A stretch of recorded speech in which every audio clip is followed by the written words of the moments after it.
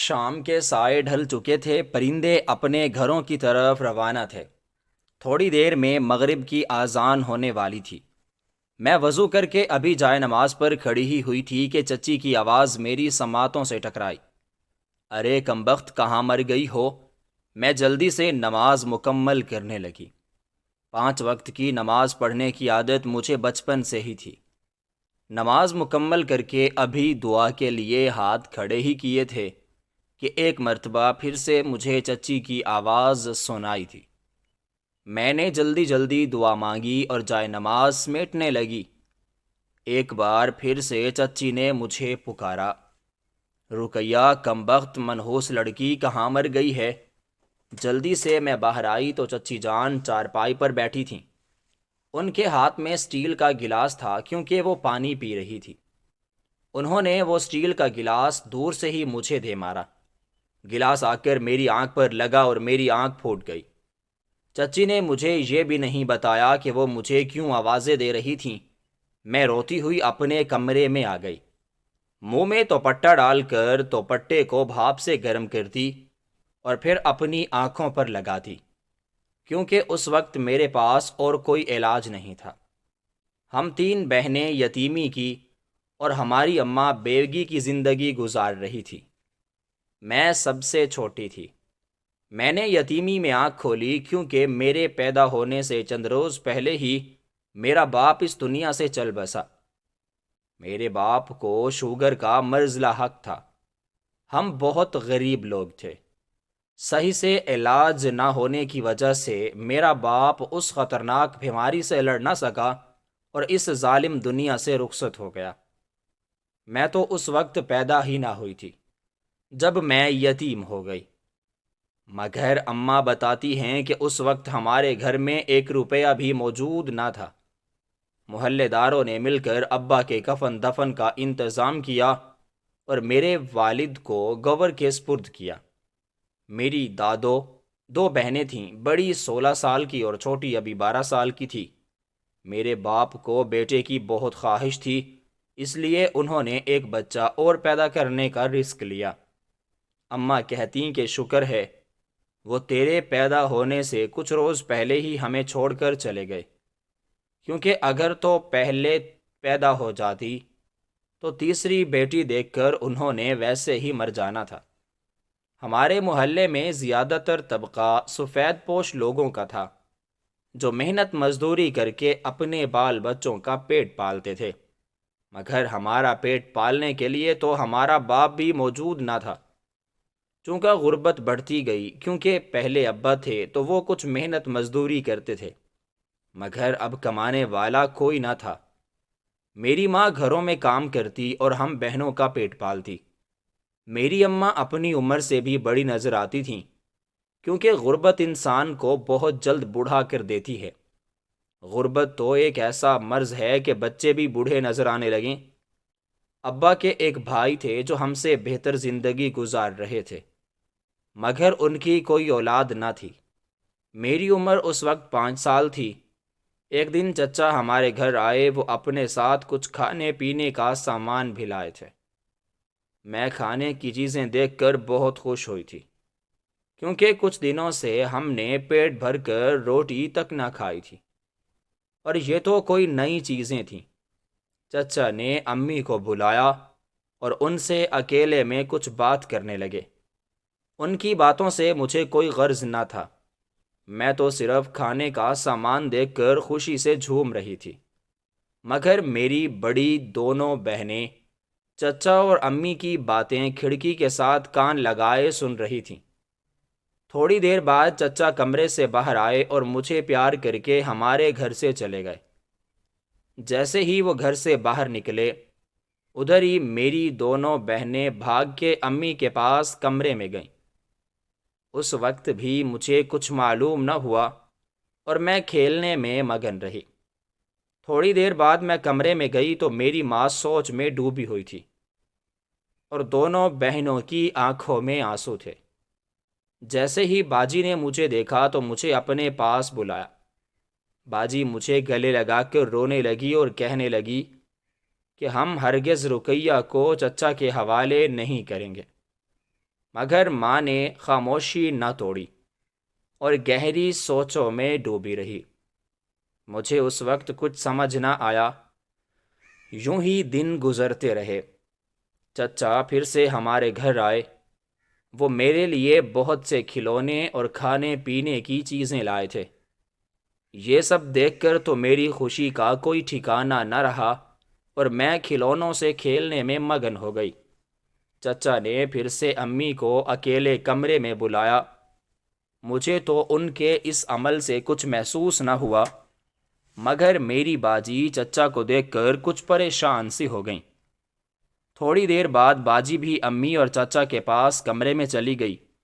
کچھ وقت گزرا تو کمرے سے زور زور کی آوازیں آنے لگیں۔ میں اور مجھ سے بڑی بہن پریشان ہو گئے۔ میں دوڑ کر اندر آئی، مگر مجھ سے بڑی بہن وہیں صحن میں لگے بیری کے درخت کے نیچے سوتی رہی، کیونکہ وہ کچھ عرصہ سے بہت بیمار رہنے لگی تھی۔ ایک دو بار سرکاری ہسپتال بھی لے گئے، مگر اب فاقہ نہ ہوا۔ میں اندر گئی تو دیکھا باجی چچا کے ساتھ بدتمیزی سے بات کر رہے ہیں اور امی سر پکڑے چارپائی پر بیٹھی تھیں۔ باجی کہہ رہی تھیں کہ ہم کسی صورت بھی رقیہ کو آپ کے گھر نہیں بھیجیں گے۔ یہ سن کر میں حیران رہ گئی کہ آخر میں اپنا گھر چھوڑ کر چچا کے گھر کیوں جاؤں گی۔ چچا کہہ رہے تھے کہ سائرہ بیٹا، میری کوئی اولاد نہیں ہے، اس طرح میرے گھر میں بھی رونق ہو جائے گی۔ میں رقیہ کو اپنی بیٹی بنا کر رکھوں گا اور تم لوگوں کو بھی ہر ماہ کچھ نہ کچھ خرچ بھیجتا رہوں گا۔ اپنی ماں کی حالت دیکھو، اب ان کی عمر کام کرنے والی نہیں ہے، تم لوگ کیسے گھر کا خرچہ چلاؤ گے؟ چچا کی بات سن کر باجی کہنے لگی رقیہ ہمیں بہت پیاری ہے، یہ ہم پر بوجھ نہیں، اور باقی رہے گھر کے خرچ کی بات تو میں سلائی کڑھائی کر کے گھر کا گزارا چلا لوں گی۔ مگر چچا باضد تھے کہ بیٹا تم لوگ رقیہ مجھے دے دو، اسی طرح میرا بھی بھلا ہو جائے گا اور تم لوگوں کا بھی، میں نمرہ کا علاج بھی کروا دوں گا۔ یہ بات سن کر باجی خاموش ہو گئیں، کیونکہ مجھ سے بڑی بہن نمرہ کچھ مہینوں سے بیمار تھی۔ اس کی بیماری کا کچھ پتہ نہ چلتا تھا، بس دن بدن سوکھ کر کانٹا ہو رہی تھی۔ سائرہ باجی نے چچا جان سے کچھ دنوں کا وقت مانگا تو چچا جان بھی خاموش ہو گئے اور جاتے جاتے مجھے 100 روپے کا نوٹ پکڑا گئے۔ 100 روپے ملنے سے مانو میری تو عید ہو گئی۔ میں بہت خوش تھی کہ چچا کتنے اچھے ہیں، مجھ سے کتنا پیار کرتے ہیں، مگر مجھے کیا معلوم تھا کہ وہ تو مجھے اپنی بیٹی بنانا چاہتے ہیں۔ چچا کے جانے کے بعد امی باجی کو سمجھانے لگی کہ سائرہ ضد نہ کرو، کسی طرح اگر ہمارے حالات سدھر رہے ہیں تو اس میں کیا برائی ہے؟ بھائی صاحب ہمیں بھی ہر مہینے کچھ خرچ بھیجتے رہیں گے اور نمرہ کا علاج بھی کروا دیں گے۔ سب سے بڑھ کر ہماری رقیہ ایسے گھر میں رہے گی جہاں اسے پیٹ بھر کر 3 وقت کا کھانا ملے گا۔ اور بھائی صاحب ہیں تو صحیح تم لوگوں کے چچا، وہ کوئی غیر تو نہیں، رقیہ کو بیٹی بنا کر رکھیں گے۔ ان کی اپنی تو کوئی اولاد ہے نہیں، ان کا سب کچھ رقیہ کا ہو جائے گا۔ اس سب میں ہمارا کیا نقصان ہے؟ ہمارا تو بس فائدہ ہی فائدہ ہے۔ باجی بھی اس بارے میں سوچنے لگیں، کیونکہ غربت بہت ظالم چیز ہے، اسے ختم کرنے کے لیے انسان کچھ بھی کر گزرتا ہے۔ باجی بھی مان گئیں۔ پھر کچھ روز بعد چچا مجھے لینے کے لیے آئے۔ میں ان کے ساتھ جانے کے لیے تیار تھی، بلکہ بہت خوش تھی۔ میری خوشی کا تو ٹھکانہ نہ تھا، کیونکہ چچا کا گھر شہر میں تھا۔ ان کے گھر کے ساتھ بہت سی مٹھائی کی دکانیں بھی تھیں۔ مجھے مٹھائی بہت پسند تھی۔ میں سوچنے لگی کہ میں وہاں جا کر ہر روز مٹھائی کھایا کروں گی۔ پھر میں اپنے کچے گھر کو چھوڑ کر چچا کے گھر سے گھر آ گئی۔ چچی بھی مجھے دیکھ کر خوش ہوئیں اور مجھے نئے کپڑے پہنائے، کیونکہ جو کپڑے میں گھر سے پہن کر آئی تھی ان کی حالت بہت خراب تھی۔ ہمارے پاس تو کھانے کے لالے پڑے ہوئے تھے تو کپڑے کہاں سے خریدتے؟ چچی نے میرے لیے بہت سی چیزیں خرید رکھی تھیں، نئے کپڑے، جوتے۔ حتیٰ کہ میری ضرورت کا تمام سامان موجود تھا۔ میں ان کی بیٹی بن کر رہنے لگی۔ زندگی اچھی گزر رہی تھی۔ چچا باقاعدگی سے میری امی کو خرچہ بھیجتے تھے اور انہوں نے نمرا کو بھی بہت سے ڈاکٹروں کو دکھایا، لیکن پھر بھی وہ ٹھیک ہونے کا نام نہیں لے رہی تھی۔ ایک دن چچا اسے بڑے ہسپتال لے گئے۔ وہاں جا کر پتہ چلا کہ نمرا کو بلڈ کینسر ہے۔ چچا بہت پریشان ہوئے اور نمرا کو واپس گھر لے آئے۔ آ کر امی کو ساری بات بتائی تو امی پھوٹ پھوٹ کر رونے لگی، کیونکہ چچا نے بتایا کہ ڈاکٹرز کہہ رہے ہیں کہ ہماری نمرا کے پاس اب زیادہ وقت نہیں ہے، کینسر لاسٹ سٹیج پر ہے۔ ڈاکٹرز نے کہا تھا کہ اگر ہم انہیں کہیں باہر یعنی دوسرے ملک لے جائیں تو ممکن ہے کہ نمرا کی جان بچ جائے، مگر دوسرے ملک لے جانا تو دور کی بات، ہم تو اسے دوسرے شہر بھی نہ لے جا سکتے تھے۔ اس دن مجھے احساس ہوا کہ غربت کتنی ظالم چیز ہے۔ دن ایسے ہی گزرتے گئے۔ نمرا کا علاج ہوتا رہا۔ ایک دن میں اور چچا چچی باہر گھومنے کے لیے گئے ہوئے تھے کہ میری باجی کی کال آئی۔ چچا نے کال اٹھائی تو آگے سے باجی رونے لگی اور کہنے لگی کہ نمرا ہمیں چھوڑ کر چلی گئی۔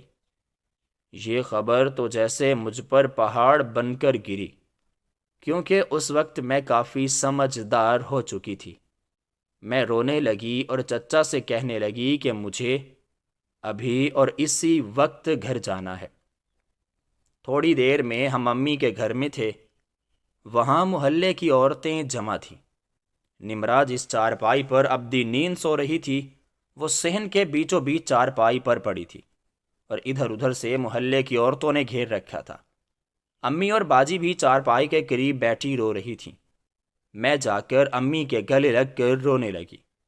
کچھ وقت کے بعد محلے کے کچھ مرد گھر میں داخل ہوئے۔ وہ نمرا کا جنازہ اٹھانے کے لیے آئے تھے، مگر میں چارپائی پکڑ کر بیٹھ گئی کہ میری بہن کو کوئی کہیں نہیں لے جائے گا۔ چچی نے اس وقت مجھے سنبھالا۔ وہ مجھ سے کہہ رہی تھیں کہ بیٹا، میت کو زیادہ دیر تک گھر میں نہیں رکھتے۔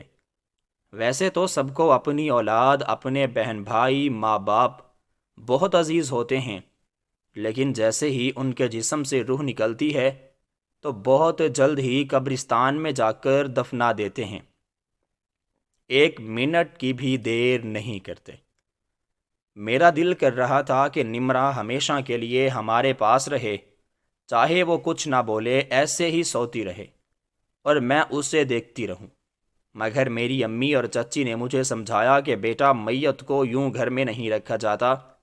میں نے محسوس کیا کہ کوئی بھی نمرا کا نام نہیں لے رہا تھا، بلکہ سب اسے میت بلا رہے تھے، کیونکہ جیسے ہی روح نکلتی ہے تو کوئی کسی کا بھائی، باپ، بیٹا یا پھر ماں، بہن، بیٹی نہیں رہتا، بلکہ میت بن جاتا ہے۔ لوگ میت کو لے کر چلے گئے اور ہم روتے رہ گئے۔ وقت گزرتا گیا، مانو جیسے پر لگ گئے ہوں۔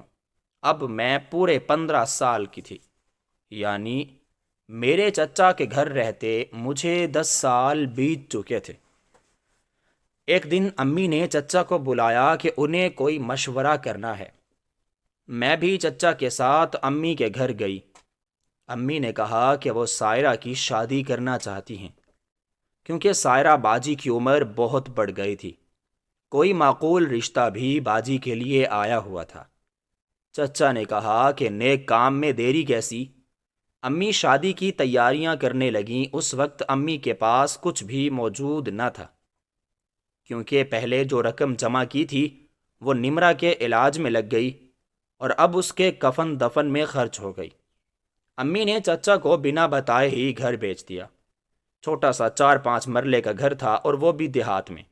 اس کی کیا ہی قیمت لگنی تھی۔ امی نے گھر اس لیے بیچا کیونکہ لڑکے کے گھر والے بہت زیادہ جہیز کی ڈیمانڈ کر رہے تھے۔ باجی امی کو سمجھاتی رہیں کہ گھر نہ بیچیں، مگر امی باجی کے فرض کے بوجھ کو اب اور نہیں اٹھا سکتی تھی۔ باجی نے کہا کہ پھر آپ کا کیا ہوگا، آپ کہاں رہیں گی؟ امی کہنے لگی کہ خدا کی زمین بہت بڑی ہے، میرا کچھ نہ کچھ انتظام ہو جائے گا۔ امی نے جن کے پاس گھر بیچا ان سے رقم لے لی اور کہا کہ گھر وہ سائرہ کی شادی کے بعد خالی کریں گی۔ اسی طرح باجی کی بھی شادی ہو گئی اور امی اکیلی رہ گئی۔ امی نے شہر میں ایک ایسی کوٹھی ڈھونڈ لی جہاں وہ کام کرتی۔ انہوں نے امی کے رہنے کا انتظام سرونٹ کوارٹر میں کر دیا تھا۔ وقت گزرتا گیا اور میں اب 16 برس کی ہو گئی تھی۔ خدا کی کرنی ایسی ہوئی کہ اللہ نے چچی جان کو بیٹے کی نعمت سے نواز دیا۔ کسی کو بھی یقین نہ آتا کہ چچی اس عمر میں ماں بن سکتی ہیں، مگر یہ تو رب کے فیصلے ہوتے ہیں کہ کسے کس وقت کس چیز سے نوازنا ہے۔ چچا جان بہت خوش تھے کیونکہ ان کے ہاں بیٹا ہوا تھا، لیکن میرے پیار محبت میں پھر بھی کچھ کمی نہ آئی۔ لیکن اب چچا کے گھر خدا کی رحمت برسنے لگی۔ 1 سال بعد ان کے ہاں ایک بیٹی ہوئی۔ چچا چچی دونوں بہت خوش تھے کہ ان کی اپنی بیٹی پیدا ہوئی ہے۔ آہستہ آہستہ چچی میرے ساتھ خفا رہنے لگی تھیں اور ہر وقت مجھے ڈانٹتی رہتی تھی، مگر چچا بہت اچھے تھے۔ وہ کہتے کہ بیگم، یہ جو خدا نے تمہاری گودہاری کی ہے یہ سب رقیہ کی ہی وجہ سے ہے۔ چچا کا ماننا تھا کہ یتیم کو سہارا دینے کی وجہ سے خدا نے ان کو اپنی اولاد سے نوازا ہے، مگر ان کی یہ سوچ غلط تھی، کیونکہ خدا جس سے راضی ہو جائے اسے نواز دے، اس میں بندوں کا کیا عمل دخل؟ کوئی دخل نہیں۔ چچی مجھ سے سارا دن گھر کا کام کرواتی اور ڈانٹتی بھی رہتی۔ اب میں 19 سال کی ایک جوان لڑکی تھی۔ میرے 13ویں کے امتحانات ہو رہے تھے۔ چچی مجھے پڑھنے نہ دیتی اور سارا دن گھر کا کام کرواتی۔ اس دن بھی میرا اردو کا پرچہ تھا اور میں پڑھ رہی تھی۔ چچی نے مجھے آواز دے کر اپنے کمرے میں بلایا اور کہا، کم بخت کہاں مر گئی تھی، کب سے آوازیں لگا رہی ہوں۔ میں نے کہا کہ چچی کل میرا پرچہ ہے، میں اس کی تیاری کر رہی تھی۔ تو وہ کہنے لگی، کون سا تو نے پڑھ کر افسر لگ جانا ہے، ادھر آ اور میرا سر دبا۔ میرے سر میں شدید درد ہو رہا ہے۔ میں ان کا سر دبانے لگی۔ کچھ دیر بعد وہ سو گئی اور میں خاموشی کے ساتھ کمرے سے باہر نکل آئی اور پڑھنے لگی۔ شام کو میں کھانا بنا رہی تھی کہ چچی کے چلانے کی آوازیں سنائی دیں۔ ارے چورنی، ادھر آ، میرے پیسے چرا کر کہاں چھپ گئی؟ خالد صاحب ادھر آئیں، دیکھیں اس کے کرتوت۔ وہ چچا جان کو بھی بلانے لگی، مگر چچا جان اس وقت گھر پر موجود نہ تھے۔ میں اندر گئی اور کہا کہ چچی جان کیا ہوا؟ وہ تو مجھ پر برس پڑی کہ چورنی کہی کی، اب تو نے یہ کام بھی شروع کر دیا ہے۔ پہلے تو صرف میری غیر موجودگی میں کھانا چوری کر کے کھاتی تھی، اب پیسے بھی چرانے لگی۔ میں نے کہا، چچی جان میں نے کوئی پیسے نہیں چرائے، خدا کی قسم میں نے کوئی پیسے نہیں چرائے۔ لیکن چچی بھی باضد تھیں کہ پیسے میں نے ہی چرائے ہیں۔ وہ مجھے جوتے سے مارنے لگیں اور دھکے دے کر گھر سے نکالنے لگیں۔ یہ تو میں پہلے سے جانتی تھی کہ وہ اب مجھ سے اکتا گئی ہیں اور مجھے اس گھر میں رکھنے کے حق میں نہیں ہیں، کیونکہ 1-2 بار میں نے چچی کو چچا سے بات کرتے سنا کہ اب نکالو اس عذاب کو، میں اپنے بچوں کو پالوں یا پرائے بچوں کا پیٹ بھروں، مگر چچا جان انہیں ڈانٹ کر چپ کرا دیتے۔ یہ بھی میری ہی بیٹی ہے، مگر اس روز تو چچا جان نے حد ہی کر دی۔ وہ میرا بازو پکڑ کر مجھے گھر سے نکالنے لگی۔ میں التجا کرنے لگی کہ مجھے مت نکالیں، میں رات کے اس وقت کہاں جاؤں گی، مگر میری بات کا ان پر کوئی اثر نہ ہوا۔ اس وقت گھر پر چچا موجود نہ تھے، اس لیے چچی کو میرے ساتھ ظلم کرنے کا موقع مل گیا۔ اگر چچا ہوتے تو وہ کبھی بھی ایسا نہ کر سکتی، مگر میری بدقسمتی کہ چچا اس وقت گھر پر موجود نہیں تھے اور چچی نے مجھے باہر نکال کر دروازہ بند کر دیا۔ میں روتی رہی، چلاتی رہی کہ مجھے مت نکالیں، میں کہاں جاؤں گی، مگر انہوں نے میری باتوں کو سن کر انسنا کر دیا۔ تھوڑی دیر تو میں وہیں دروازے پر بیٹھی رہی، مگر پھر کتوں کی آواز نے مجھے چونکا دیا۔ وہ میری ہی طرف آ رہے تھے۔ میں بھاگ کر دوسری گلی میں آ گئی اور چلتی ہی گئی۔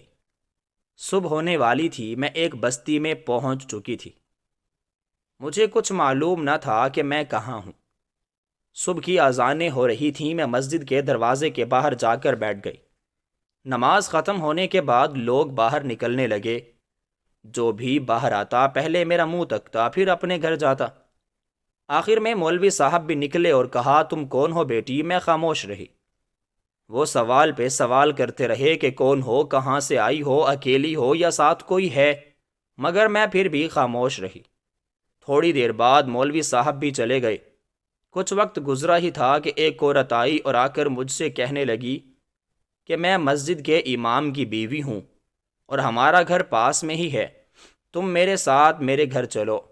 میں بھی ساری رات کی تھکی ہوئی تھی۔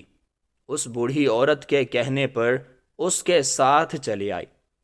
میں نے ان کو تمام داستان سنائی تو انہوں نے مجھ سے کہا کہ تم میرے شوہر سے شادی کر لو، اس طرح تم ہمارے ساتھ رہو گی، کیونکہ یہ شریفوں کا محلہ ہے، یہاں پر کوئی تمہیں بغیر رشتے کے نہیں رہنے دے گا، اس لیے میرے شوہر سے شادی کر لو، پھر کسی کو کوئی اعتراض نہ ہوگا۔ میں چاہ کر بھی منع نہ کر سکی، کیونکہ میرے آگے پیچھے کوئی نہ تھا، ماں کا بھی کچھ عطا پتہ نہ تھا۔ مجھے ایک محفوظ پناہ گاہ کی بہت ضرورت تھی۔ مولوی عمر میں بہت بڑے تھے، یوں کہہ لو اگر ابا زندہ ہوتے تو ان سے 4 برس چھوٹے لگتے۔ مولوی کی بیوی نے میری شادی اپنے بڈھے شوہر کے ساتھ کرا دی۔ وہ دونوں 5 وقت کے نمازی تھے اور تہجد گزار بھی تھے۔ میں تو شروع سے ہی 5 وقت کی نماز ادا کیا کرتی تھی۔ اب میرا دل کرتا کہ میں بھی تہجد کی نماز ادا کروں، مگر میرا شوہر یعنی مولوی اور اس کی بیوی مجھے تہجد کی نماز ادا کرنے سے منع کر دیتے۔ ایک دن تو مجھے بہت سختی سے منع کیا تو میں ڈر گئی کہ اگر ان کی بات نہ مانی تو کہیں کوئی مسئلہ نہ ہو جائے۔ ایک دن تہجد کے وقت میری آنکھ کھلی اور میں نے دیکھا کہ اسٹور روم کی لائٹ جل رہی ہے۔ میں حیران رہ گئی کہ اس وقت کون ہو سکتا ہے۔ میں اٹھی اور اسٹور روم کی طرف جانے لگی۔ جب میں اسٹور روم میں گئی تو کیا دیکھتی ہوں کہ اسٹور روم کے فرش پر ایک گڑھا سا بنا ہوا تھا۔ وہ اصل میں کسی تاخانے کا دروازہ معلوم ہوتا تھا۔ جب میں نے کسی کے قدموں کی چاپ سنی تو جلدی سے اسٹور روم میں کھڑی الماری کے پیچھے چھپ گئی۔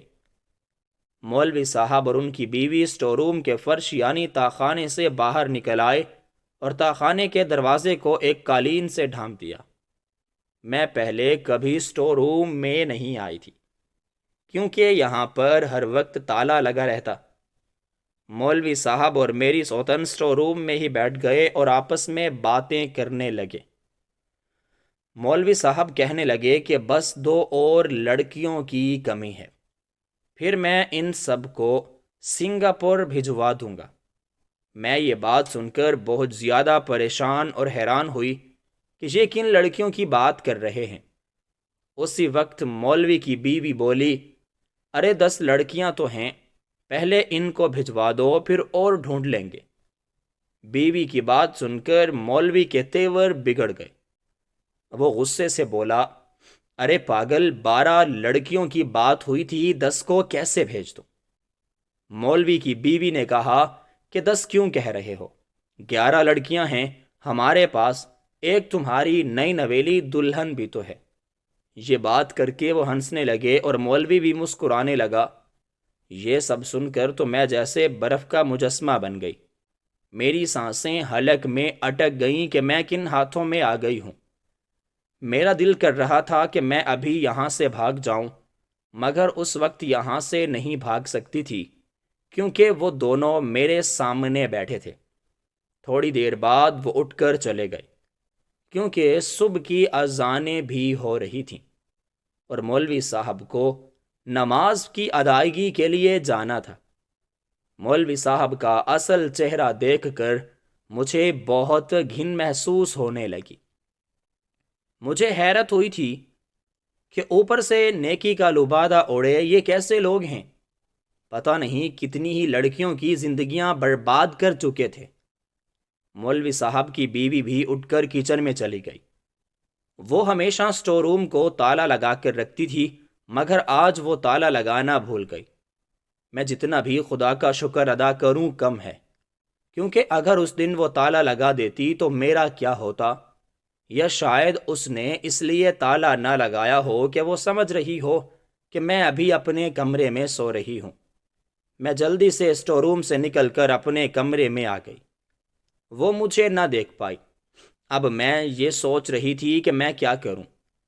پہلے میں نے سوچا کہ میں موقع دیکھ کر یہاں سے بھاگ جاؤں، مگر پھر مجھے ان معصوم لڑکیوں کا خیال آیا جو اسٹور روم کے نیچے بنے تہ خانے میں بند تھیں۔ اب میں نے ٹھان لی تھی کہ ان معصوم لڑکیوں کو آزاد کراؤں گی۔ ایک دن میں نے موقع دیکھ کر مولوی صاحب کا فون اٹھا لیا اور پولیس کو کال ملانے لگی۔ کچھ دیر کال ملاتی رہی مگر کسی نے فون نہ اٹھایا۔ مگر تھوڑی ہی دیر بعد کسی نے فون اٹھایا۔ شاید آگے سے کوئی پولیس والا بول رہا تھا۔ میں نے اس کو بتایا کہ کس طرح مولوی اور اس کی بیوی نے لڑکیوں کو قید کر کے رکھا ہوا ہے۔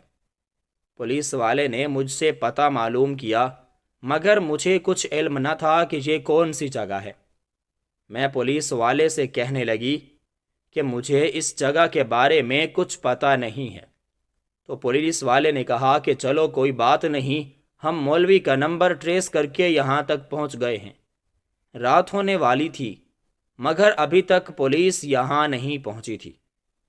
میں بہت پریشان ہونے لگی کہ اگر انہوں نے مجھے بھی پکڑ کر ان لڑکیوں کے ساتھ ڈال دیا تو کیا ہوگا۔ پھر ہم سب کھانا کھانے لگے۔ آج کھانا مولوی کی بیوی نے بنایا تھا۔ ہم سب نے مل کر کھانا کھایا، مگر جیسے ہی میں کھانا ختم کر چکی تو مجھے چکر آنے لگے۔ مجھ پر غنودگی چھا رہی تھی۔ مجھے نہیں معلوم کہ ایسا کیوں ہو رہا ہے۔ پھر یکدم سے خیال آیا کہ کہیں ان لوگوں نے کھانے میں کچھ ملا تو نہیں دیا، مگر اس وقت میں کچھ کرنے کے قابل نہ تھی۔ میں نے وہاں سے اٹھنے کی بہت کوشش کی، مگر میں تو اہل بھی نہ پا رہی تھی۔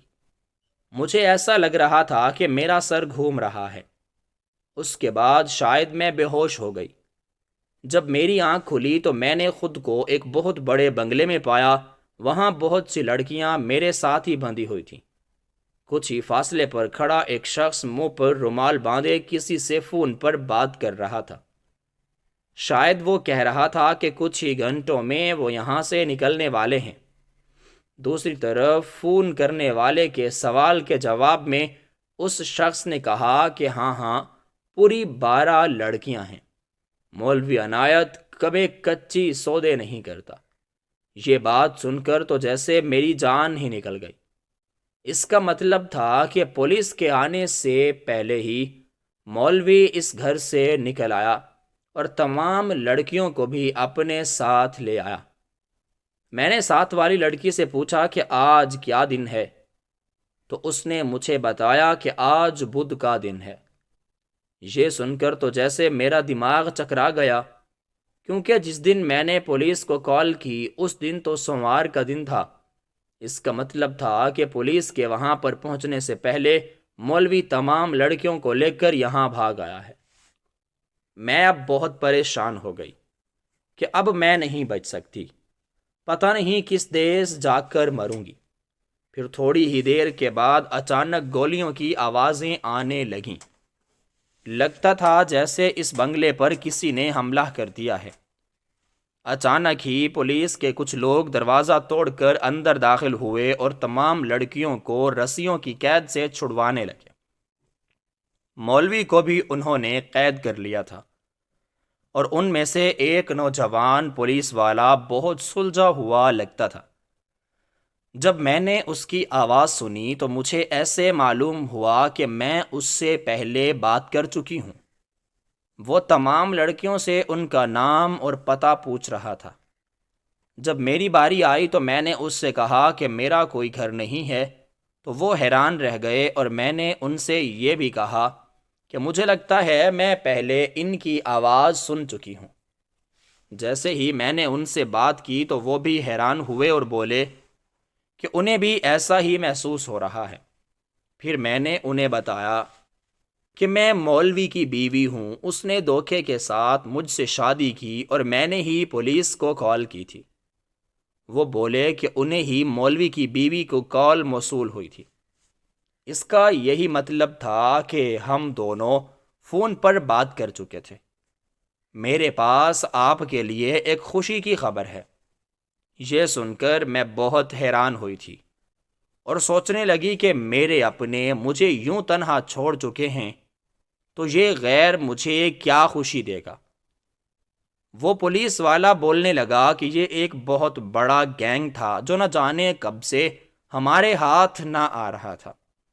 حکومت پاکستان نے کچھ عرصہ پہلے یہ اعلان کیا تھا کہ جو کوئی بھی ان کی خبر دے گا حکومت پاکستان اسے 10 لاکھ کا انعام دے گی۔ کیونکہ آپ نے ہی ان کے ٹھکانے کے بارے میں اطلاع دی تو اب آپ انعام کی حقدار ہیں۔ یہ بات سن کر تو میری خوشی کا کوئی ٹھکانہ نہ رہا، بلکہ میرا چہرہ خوشی سے چمکنے لگا۔ اس وقت میرے پاس ایک پھوٹی کوڑی بھی نہ تھی، اور انسان کو معاشرے میں زندگی گزارنے کے لیے پیسوں کی بہت ضرورت ہوتی ہے۔ میں سوچنے لگی کہ اب مجھے کسی کے سہارے رہنے کی ضرورت نہیں، بلکہ میں کسی ہاسٹل میں رہ کر اپنی پڑھائی مکمل کروں گی اور پھر جاب کروں گی۔ مجھے کسی کے سامنے ہاتھ پھیلانے کی ضرورت نہیں ہوگی۔ ساری زندگی میں لوگوں کے سامنے ہاتھ ہی پھیلاتی آئی تھی۔ ارے محترمہ، مجھے خوابوں میں گم پا کر اس پولیس والے نے کہا کہ آپ اپنا بینک اکاؤنٹ ہمیں دے دیں، ہم آپ کی رقم بھجوا دیں گے۔ تھوڑی دیر میں خاموش رہی، مگر اس نے پھر سے مجھے کہا، محترمہ اپنا بینک اکاؤنٹ نمبر بتائیں، ہم آپ کی رقم ٹرانسفر کروا دیتے ہیں۔ اس کے بعد دوبارہ پوچھنے پر میں ہکلاتے ہوئے بولی کہ میرا کوئی بینک اکاؤنٹ نہیں ہے۔ تو وہ کچھ حیران ہوا اور بولا کہ کبھی آپ کہتی ہیں کہ آپ کا کوئی گھر نہیں اور اب کہہ رہی ہیں کہ کوئی بینک اکاؤنٹ نہیں۔ آپ مجھے اس زمین کی تو نہیں لگتی، آپ کس سیارے کی مخلوق ہیں؟ وہ مسکرانے لگا اور بولا، کیونکہ دنیا میں رہنے کے لیے ہر کسی کا کوئی نہ کوئی ٹھکانہ ضرور ہوتا ہے، اور آج کل کے دور میں ہر کسی کا ایک عدد بینک اکاؤنٹ تو ضرور ہی ہوتا ہے۔ تم کہاں سے آئی ہو؟ اب وہ میرا تمسخر اڑا رہا تھا۔ یہ بات مجھے ناگوار گزری۔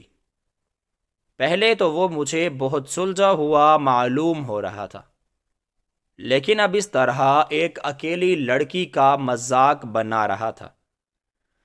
میں نے نگاہیں اوپر کیں تو محسوس کیا کہ اس کی نگاہیں میری نگاہوں کا تعاقب کر رہی ہیں۔ ایسا معلوم ہوتا تھا کہ وہ اس انتظار میں ہو کہ کب میں اوپر دیکھوں۔ اس کی اس حرکت سے میں پریشان ہو گئی، بلکہ کیونکہ میں اس دنیا میں اکیلی تھی۔ اس طرح کسی غیر مرد کا رویہ یہ دیکھ کر پریشان تو ہونا بنتا تھا، مگر میں ایک لڑکی تھی اور لڑکیاں بہت جلد مردوں کی نیت بھانپ لیتی ہیں۔ میں نے بھی محسوس کیا کہ مجھے دیکھ کر اس کی آنکھیں چمکنے لگی تھیں۔ وہ پہاڑ کی نظر سے مجھے دیکھ رہا تھا۔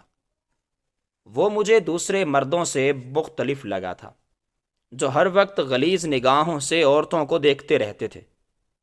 لیکن میں نے ایک مرتبہ جو نگاہ جھکائی تو دوبارہ نہ اٹھائی، کیونکہ میرے بابا یعنی میرے چاچا کہا کرتے تھے، رقیہ بیٹا، جس گھر کی عورت گھر سے باہر نظریں جھکا کر رکھتی ہے اس گھر کے مرد سر اٹھا کر جیتے ہیں، اور جس گھر کی عورتیں یوں گلیوں بازاروں میں نظریں اٹھا کر چلتی ہیں تو اس گھر کے مرد سر جھکا کر باہر نکلتے ہیں۔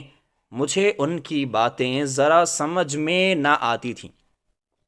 میں اکثر کہا کرتی تھی کہ بابا، مجھے آپ کی باتیں سمجھ نہیں آتی، آپ بہت گہری باتیں کرتے ہیں۔ اور وہ پیار سے مجھے اپنے پاس بٹھا کر سمجھاتے کہ بیٹا، اگر عورتیں گھر سے باہر نظر اٹھا کر چلیں گی تو لوگ ان کی آنکھوں میں آنکھیں ڈال کر بات کرنے لگیں گے۔ نیکوکار عورتوں کی یہ صفت نہیں کہ وہ غیر مردوں کے ساتھ نظر سے نظر ملا کر بات کریں۔ ان کے اس طرح نظر اٹھانے سے اس گھر کے مردوں کی نظر بالکل سر ہی جھک جاتے ہیں، کیونکہ انہیں اس بات کا ڈر لگتا ہے کہ کہیں کوئی ان کی کسی بہن، بیٹی یا ماں کا ذکر نہ کرتے کہ دیکھو اس نامرد کو، اس کی بہن تو گلیوں بازاروں میں منہ اٹھائے پھرتی رہتی ہے اور یہ سینہ پھیلائے پھر رہا ہے۔ جو عورتیں نیکوکار ہوتی ہیں وہ نظریں جھکائے رکھتی ہیں اور اپنے کام سے کام رکھتی ہیں، تو ان کے گھر کے مرد فخر سے سر بلند کر کے باہر نکلتے ہیں۔ مجھے اس وقت ان کی یہ باتیں بالکل بھی سمجھ نہ آتی، لیکن اب جب میں اکیلی تھی اور زمانے کی تلخیوں کو محسوس کر رہی تھی تو مجھے معلوم ہوا کہ کس طرح عورت کی نظر نیچے ہونا بہت ضروری ہے۔ میں نے اس پولیس والے سے کہا کہ آپ مجھے میرا انعام کیش کی صورت میں دے دیں، تو وہ لوگ مان گئے۔ انہوں نے مجھے کہا کہ میں کسی روز پولیس اسٹیشن آ کر اپنا انعام وصول کر سکتی ہوں۔ میں نے ان سے کہا کہ میرے رہنے کا کوئی انتظام کر دیں اور میری رقم بھی مجھے جلد سے جلد دے دیں، مجھے اس کی بہت ضرورت ہے۔ وہ پولیس والا نرم نگاہوں سے مجھے دیکھنے لگا، پھر میں نے اسے ساری بات بتائی اور کہا کہ اب میں کہاں جاؤں۔ اب تو میں اپنے شوہر یعنی مولوی کے گھر میں رہتی تھی۔ مولوی کا ذکر کرتے ہی مجھے خیال آیا کہ میرا تو اس سے نکاح ہو چکا تھا، اب میں کیا کروں؟ وہ تو مجھے ہرگز نہ چھوڑے گا۔ پھر میں نے پولیس والے سے اس بات کا ذکر کیا تو وہ بھی کچھ پریشان ہو گیا۔ پھر اس نے کہا کہ میں کچھ کرتا ہوں۔ وہ مجھے اپنے ساتھ دوسرے کمرے میں لے گیا جہاں پر مولوی، اس کی بیوی اور کچھ دوسرے مجرم بندھے ہوئے تھے۔ اس نے جاتے ساتھ ہی مجھ سے پوچھا کہ ان میں سے تمہارا شوہر کون سا ہے؟ تو میں نے مولوی کی طرف انگلی کا اشارہ کر دیا۔ وہ مولوی کو لے کر دوسرے کمرے میں آ گیا اور اس کو کرسی پر بٹھا کر رسیوں سے باندھ دیا اور مجھ سے پوچھا کہ کیا تم اس سے طلاق لینا چاہتی ہو؟ طلاق کا لفظ سن کر میرا دل دہل گیا، لیکن پھر کچھ سوچ بچار کرنے کے بعد میں نے ہاں میں سر ہلا دیا۔ تو وہ مولوی کو بالوں سے پکڑ کر کہنے لگا کہ اس لڑکی کو طلاق دو۔ مولوی مجھے طلاق دینے کے لیے راضی نہیں ہو رہا تھا، مگر پولیس والے کی دہشت دیکھ کر اس نے 3 بول بول دیے اور مجھے آزاد کر دیا۔ میں رونے لگی، پتہ نہیں مجھے کیوں رونا آ رہا تھا، حالانکہ میں خود چاہتی تھی کہ اس درندے سے میری جان چھوٹ جائے، مگر ہر لڑکی کو اپنی طلاق کا دکھ ہوتا ہے تو مجھے بھی ہوا۔ اس پولیس والے کی ہمدردی دیکھ کر مجھے وہ اچھا لگنے لگا۔ میں نے اس سے کہا کہ پلیز آپ میرے رہنے کا کوئی انتظام کر دیں، تو وہ مجھے پولیس اسٹیشن کے ساتھ ملحقہ ایک گھر میں لے آیا جو اس کا اپنا گھر نہ تھا، مگر کچھ خاص مہمانوں کے لیے بنایا گیا تھا جو کبھی کبھار یہاں پر آ کر ٹھہرتے۔ میں وہاں پر رہنے لگی۔ 1-2 دن گزرے تو اسد نے مجھے پولیس اسٹیشن بلایا۔ اس پولیس والے کا نام اسد تھا۔ اب وہ مجھے بہت اچھا لگنے لگا تھا۔ وہ ہر وقت میرے ساتھ پیار سے بات کرتا۔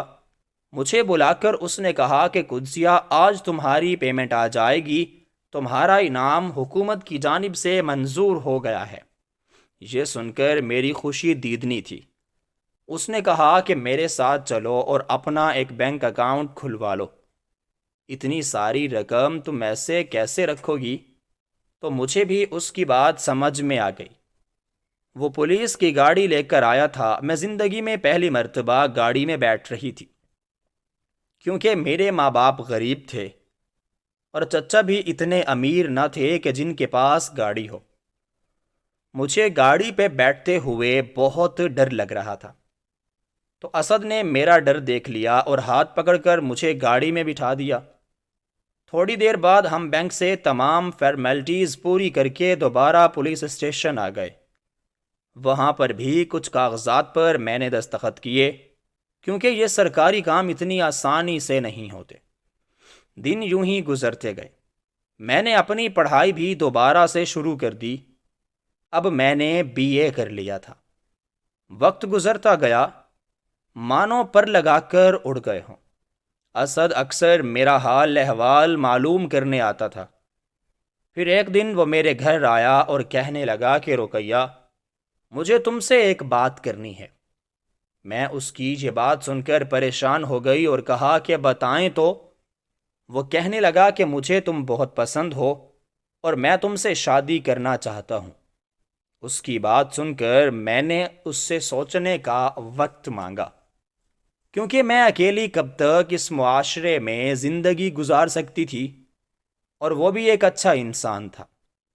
پھر کچھ روز کے بعد میں نے اس سے شادی کی حامی بھر لی، مگر اس نے بتایا کہ اس کی ماں اس رشتے پر راضی نہیں، کیونکہ اس کی ماں چاہتی ہیں کہ وہ اپنی خالہ زاد سے شادی کرے، لیکن ساتھ ہی مجھے تسلی دی کہ وہ اپنی امی کو منا لیں گے۔ یہ سن کر میں کچھ پریشان ہو گئی۔ میں کسی ماں کو ناراض نہیں کرنا چاہتی تھی، کیونکہ میں اپنی ماں کی وجہ سے پریشان تھی۔ مجھے تو ان کا کوئی اتا پتہ بھی نہ تھا۔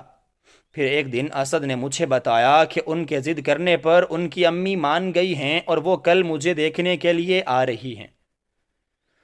انہوں نے مجھے سمجھایا کہ میں ان کی امی کو بتاؤں کہ میرے والدین اس دنیا میں نہیں ہیں۔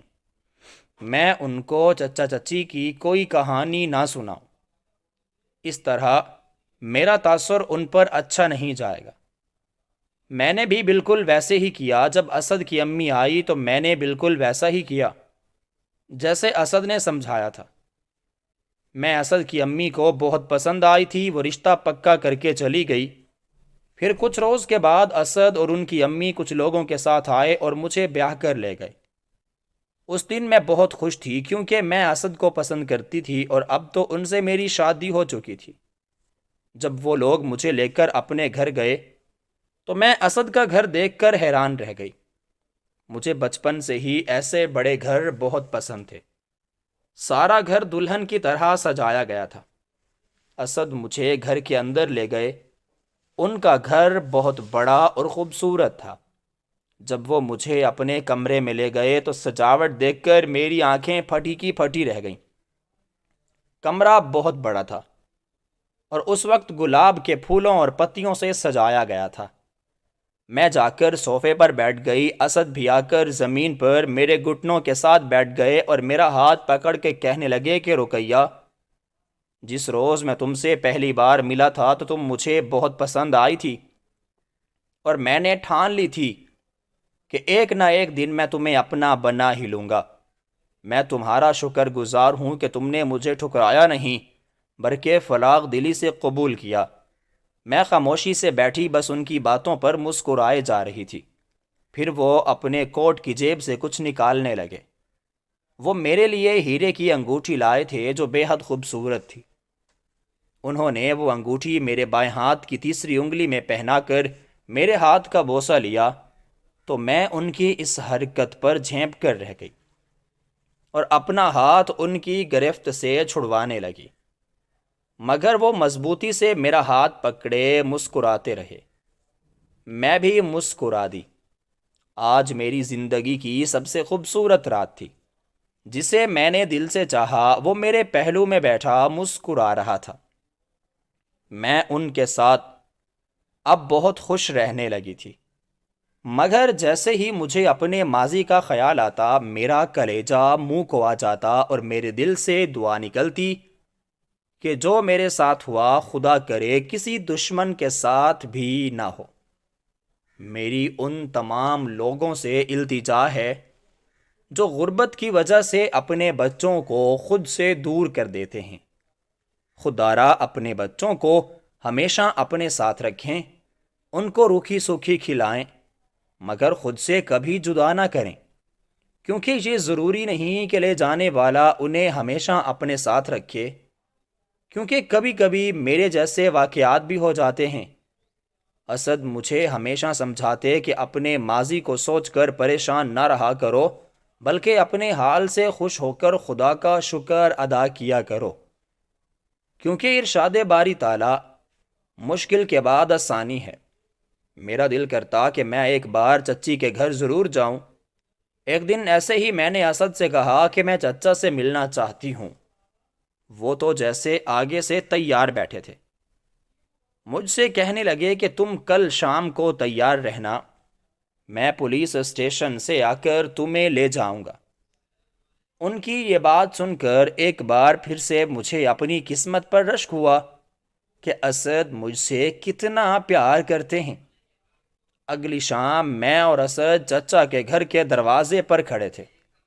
ہم جیسے ہی اندر گئے تو دیکھا کہ ایک بوڑھی خاتون جن کی دونوں ٹانگیں نہیں تھیں چارپائی پر لیٹی ہوئی تھیں۔ میں نے ذرا آگے جا کر دیکھا تو وہ میری چچی تھیں۔ ان کی یہ حالت دیکھ کر تو میرا دل دہل گیا۔ اس سے پہلے کہ میں ان سے کوئی بات کرتی، چچا کمرے سے باہر نکل کر آ رہے تھے۔